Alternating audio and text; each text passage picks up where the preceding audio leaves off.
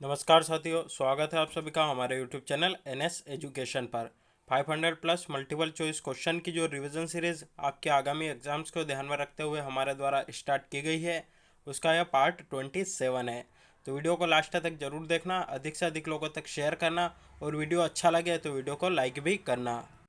साथ ही अगर आपने हमारे जो पुराने वीडियो यानी कि पार्ट 26 तक के जो वीडियो है वह नहीं देखे हो तो उन्हें भी ज़रूर देख लीजिएगा, क्योंकि ये जितने भी वीडियो है आपके आगामी एग्जाम, चाहे एमपीपीएससी हो, एमपीएसआई हो, कांस्टेबल या कोई सी भी एमपी के अदर एग्जाम हो, तो उसके लिए जो है बहुत ही इंपॉर्टेंट है। तो वीडियो को आप ज़रूर देखा करिए। तो चलिए शुरुआत करते हैं आज के इस सेशन की और देखते हैं हमारा पहला क्वेश्चन। पहला क्वेश्चन, केट यानी कि सेंटर ऑफ एडवांस टेक्नोलॉजी को मध्य प्रदेश के किस जिले में स्थापित किया गया है? तो इसका जो सही जवाब बनता है वो बनता है इंदौर जिले में केट यानी कि सेंटर ऑफ एडवांस टेक्नोलॉजी को स्थापित किया गया है। देख लेते हैं इससे जुड़ी कुछ और जानकारी। केट यानी कि सेंटर फॉर एडवांस टेक्नोलॉजी को मध्य प्रदेश के इंदौर में स्थापित किया गया है।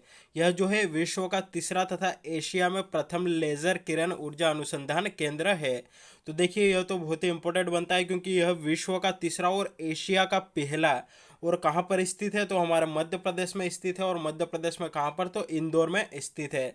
तो इसलिए यह जो केट है यानी कि सेंटर फॉर एडवांस टेक्नोलॉजी हमारे लिए बहुत ही इंपॉर्टेंट है।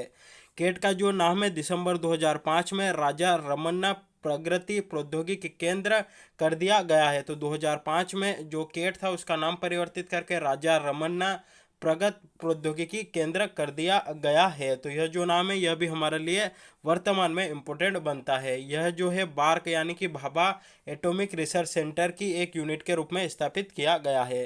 तो यह थी राजा रमन्ना प्रगति प्रौद्योगिकी केंद्र से जुड़ी कुछ जानकारी, जो कि हमारी एग्जाम के लिए इम्पोर्टेंट बनती है। चलिए देखते हैं हमारा अगला क्वेश्चन।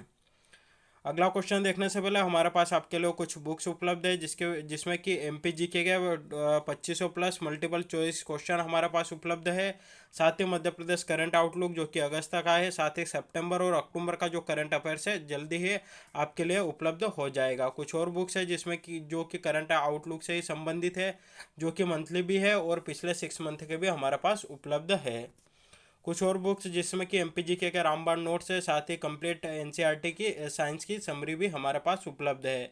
तो कुछ भी परचेस करना चाहते हैं तो ये जो नंबर शो हो रहे हैं यहाँ पर जाकर आप हमसे कांटेक्ट कर सकते हैं। देखते हैं हमारा अगला क्वेश्चन। अगला क्वेश्चन है, गांव की बेटी योजना की शुरुआत मध्य प्रदेश में कब की गई? तो इसका जो सही जवाब बनता है वो बनता है वर्ष 2005 में मध्य प्रदेश में गांव की बेटी योजना की शुरुआत की गई है। देख लेते हैं इससे जुड़ी कुछ और जानकारी। गांव की बेटी योजना, यह जो योजना है वर्ष 2005 में शुरू की गई। राज्य सरकार ने इस योजना के द्वारा ग्रामीण लड़कियों को उच्च स्तरीय शिक्षा उपलब्ध कराने का प्रयास किया है। तो ग्रामीण क्षेत्र की जो लड़कियां होती हैं उनको उच्च स्तरीय शिक्षा यानी कि हायर एजुकेशन दिलाने के लिए या उपलब्ध कराने के लिए इस योजना की शुरुआत की गई है। इस योजना के अंतर्गत नवोदय विद्यालय से 12वीं कक्षा में प्रथम श्रेणी में उत्तीर्ण छात्राओं को भी योजना का लाभ मिलेगा। ऐसा देखा जाता है कि जो केंद्र सरकार की जो स्कूलें हैं या जो केंद्र सरकार द्वारा जिन स्कूलों का संचालन किया जाता है तो वहाँ पर जो है राज्य की जो योजना है बहुत कम लागू होती है। लेकिन जो गांव की बेटी योजना है इसमें जो नवोदय विद्यालय है वहाँ से जो पास आउट बच्चियाँ हैं जो कि प्रथम श्रेणी में पास आउट होगी तो उनको भी जो है इस योजना के तहत लाभ दिया जाएगा। इस योजना में 12वीं पास छात्रा को जो है 500 रुपये प्रति माह की दर से 10 माह तक छात्रवृत्ति शिक्षा के लिए दी जाएगी, यानी कि 500 रुपये प्रति माह की दर से 10 माह तक जो है इस योजना के तहत जो लड़कियां होगी उनको राशि प्रदान की जाएगी। तो यह थी गांव की बेटी योजना से जुड़ी जानकारी। देखते हैं हमारा अगला क्वेश्चन। अगला क्वेश्चन है, 2011 की जनगणना के अनुसार मध्य प्रदेश का जनसंख्या घनत्व कितना था? तो इसका जो सही जवाब बनता है वो बनता है 236 वर्ग किलोमीटर, यानी कि 2011 की जनगणना हुई उसके अनुसार जो मध्य प्रदेश का जनसंख्या घनत्व है वह कितना है? तो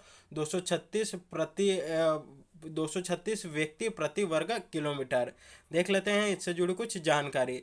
2001 की जनगणना में मध्य प्रदेश का जो जनसंख्या घनत्व था 196 था, जो कि 2011 की जनगणना में बढ़कर 236 हो गया। तो यह जो दोनों है हमें याद रखना है। अगर 2001 की जनगणना के अनुसार पूछा जाए तो 196 और 2011 की जनगणना के अनुसार पूछा जाए तो 236। वहीं मध्य प्रदेश का जो सर्वाधिक घनत्व वाला जिला है वह भोपाल है, और यहाँ पर जो जनसंख्या घनत्व है वह कितना है, तो 855 व्यक्ति प्रति वर्ग किलोमीटर। जबकि सबसे कम जन घनत्व वाला जो जिला है वह डिंडोरी है, और यहाँ पर जो जनसंख्या घनत्व है वह कितना है, तो 94 व्यक्ति प्रति वर्ग किलोमीटर। वहीं जो है यहाँ पर मध्य प्रदेश का जनसंख्या घनत्व देखा है, तो साथ ही जो है भारत का जनसंख्या घनत्व भी देख लेते हैं। भारत का जनसंख्या घनत्व 2011 के जनगणना के अनुसार 382 वर्ग किलोमीटर था। वहीं इस जनगणना के अनुसार सबसे अधिक घनत्व वाला जिला कौन सा है, तो बिहार है, और वहाँ पर जो जनसंख्या घनत्व कितना है, तो 1102 व्यक्ति प्रति वर्ग किलोमीटर। यहाँ पर ध्यान रखिएगा, यहाँ पर जो है अगर राज्य आए तो आपको बिहार लगाना है, और अगर इस प्रकार से आए कि 2011 की जनगणना के अनुसार भारत में सबसे अधिक घनत्व किस केंद्र शासित प्रदेश या राज्य का है, इस प्रकार से ऑप्शन आता है। अगर उसमें केंद्र शासित का भी वर्णन रहता है तो उसमें जो है दिल्ली आ जाएगा। अगर केंद्र शासित और राज्यों को दोनों को मिलाकर देखा जाए तो सबसे ज़्यादा जो जनसंख्या घनत्व है वह दिल्ली का है, और अगर राज्यों की ही बात करें तो जो सबसे ज़्यादा जनसंख्या घनत्व है वह बिहार का है। वहीं जनगणना 2011 के अनुसार सबसे कम घनत्व वाला जिला राज्य कौन सा है, तो वह है अरुणाचल प्रदेश, और यहाँ पर जो जनसंख्या घनत्व कितना है, तो मात्र जो 17 व्यक्ति है प्रति वर्ग किलोमीटर है। तो यह थी इससे जुड़ी जानकारी। देखते हैं हमारा अगला क्वेश्चन। अगला क्वेश्चन है, देश का पहला बौद्ध विश्वविद्यालय मध्य प्रदेश के किस शहर में खोलने की घोषणा की गई है। तो इसका जो सही जवाब बनता है वह बनता है मध्य प्रदेश के सांची में देश का पहला बौद्ध विश्वविद्यालय जो है खोलने की घोषणा की गई है। देख लेते हैं इससे जुड़ी कुछ और जानकारी।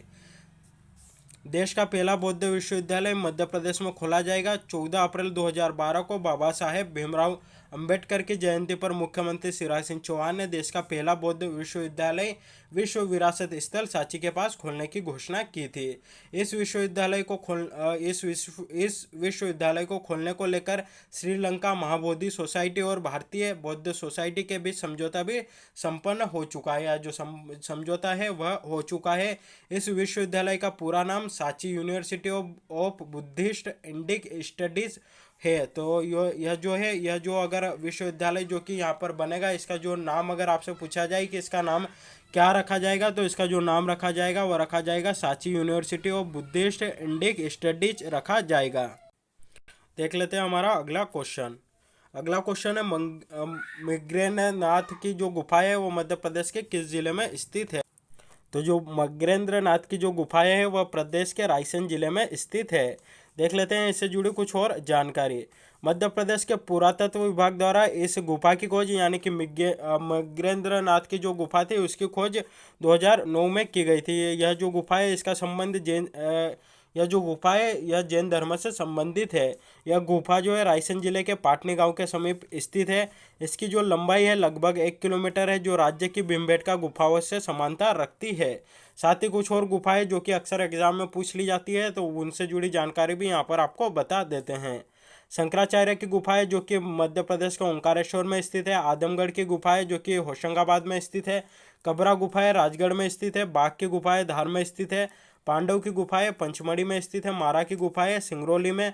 बिलोवा की जो गुफाएं है वह ग्वालियर में है। मगरेंद्रनाथ की गुफाएं जैसा कि आपको बता दिया गया रायसेन में स्थित है। भीमबेटका की जो गुफाएं है वह अब्दुल्लागंज रायसेन में स्थित है। वहीं ब्रतहरी की जो गुफाएं है वह उज्जैन में स्थित है। तो यह कुछ गुफाएं भी थी जो कि एग्जाम में अक्सर पूछ ली जाती है, तो उनसे जुड़ी भी जानकारी यहाँ पर आपको बता दी गई है। देखते हैं हमारा अगला क्वेश्चन। अगला क्वेश्चन है, प्रदेश का पहला निर्यात संवर्धन पार्क जो है कहाँ पर स्थापित किया गया है। तो इसका जो सही जवाब बनता है वो बनता है पीथमपुर में। मध्य प्रदेश का पहला निर्यात संवर्धन पार्क जो है वह स्थापित किया गया है।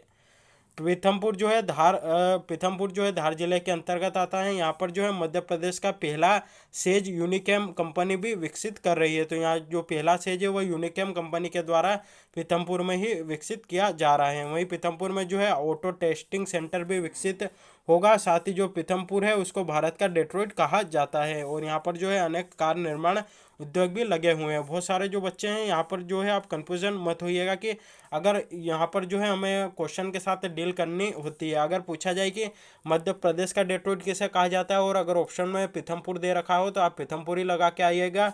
और अगर क्वेश्चन आता है कि भारत का डेट्रॉइट किसे कहा जाता है और उसके ऑप्शन में पीथमपुर रहता है और चेन्नई नहीं रहता है, तो आपको जो है पीथमपुरी लगाकर आना है, क्योंकि बहुत सारी बुक्स में ऐसा दे रखा है कि जो मध्य प्रदेश का डेट्रॉइट है वह पीथमपुर को कहा जाता है, और जबकि भारत का जो डेट्रॉइट है वह चेन्नई को कहा जाता है। तो आप जो है वहाँ पर क्वेश्चन के हिसाब से जो है आंसर डील करना होगा।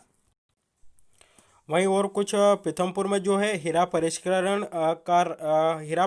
का जो राज्य का सबसे बड़ा कारखाना है वह भी पीथमपुर में ही स्थित है। विजय कुमार इंटरनेशनल जो कि हीरा परिष्करण से संबंधित है वह भी जो है यहीं पर स्थित है। और मध्य प्रदेश में जो शुष्क बंदरगाह है वह भी पीथमपुर में ही स्थापित किया गया है। तो यह थी इससे जुड़ी जानकारी। देखते हैं हमारा अगला क्वेश्चन। अगला क्वेश्चन है, मध्य प्रदेश के लिए केंद्र सरकार द्वारा तार परिमंडल भोपाल का गठन किस वर्ष में किया गया था। तो जो मध्य प्रदेश का डाक तार परिमंडल है उसको जो कि भोपाल में स्थित है, इसका जो गठन है केंद्र सरकार द्वारा किस वर्ष में किया गया था। तो इसका जो सही जवाब बनता है वह है 1962 में जो है मध्य प्रदेश के लिए केंद्र सरकार द्वारा डाक तार परिमंडल जो कि भोपाल में स्थित है उसका गठन किया गया है। देख लेते हैं इससे जुड़ी कुछ और जानकारी। मध्य प्रदेश के लिए केंद्र सरकार ने 1 अप्रैल 1962 को डाक तार परिमंडल भोपाल का गठन किया है।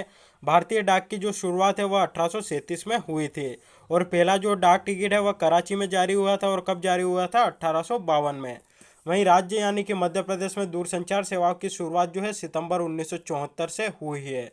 1975 से मध्य प्रदेश में दूरदर्शन की सेवाएं जो है रायपुर जो कि अब छत्तीसगढ़ में है वहाँ से की थी। वहीं 1982 के जो एशियाई खेल हुए थे उस समय जो है इंदौर और भोपाल में भी जो है प्रसारण केंद्र स्थापित हुए थे। उसके बाद भोपाल इंदौर ग्वालियर कार्यक्रम निर्माण केंद्र है। साथ ही जो है भारत में प्रायोगिक तौर पर जो दूरदर्शन का प्रारंभ है 1959 में प्रारंभ हुआ था, और कहाँ से वो शुरू हुआ था तो दिल्ली से शुरू हुआ था। वहीं 15 अगस्त 1982 से रंगीन प्रसारण या जो रंगीन टीवी है उसका प्रसारण भी शुरू हुआ था भारत में। तो यह थी इससे जुड़ी जानकारी। देखते हैं हमारा अगला क्वेश्चन। यह जो क्वेश्चन है हमने आपसे कल पूछा था, जिसका जवाब आपको हमें कमेंट करके बताना था। क्वेश्चन था, मध्य प्रदेश में हीरा सर्वाधिक कहाँ उत्खनित किया जाता है। तो इसका जो सही जवाब बनता है वो बनता है मझगांव में जो है सर्वाधिक का हीरा जो है वह उत्खनित किया जाता है। और यह किस जिले के अंतर्गत आता है। तो यह जो है पन्ना जिले के अंतर्गत आता है। जैसा कि आप सभी जानते होंगे पन्ना जो है अपने हीरे उत्पादन के लिए पूरे देश भर में प्रसिद्ध है। देखते हैं हमारा अगला क्वेश्चन। अगला क्वेश्चन है, तवा बांध परियोजना मध्य प्रदेश के किस जिले में स्थित है। तो इसका जो सही जवाब बनता है वो बनता है होशंगाबाद में जो तवा बांध परियोजना है वह स्थित है।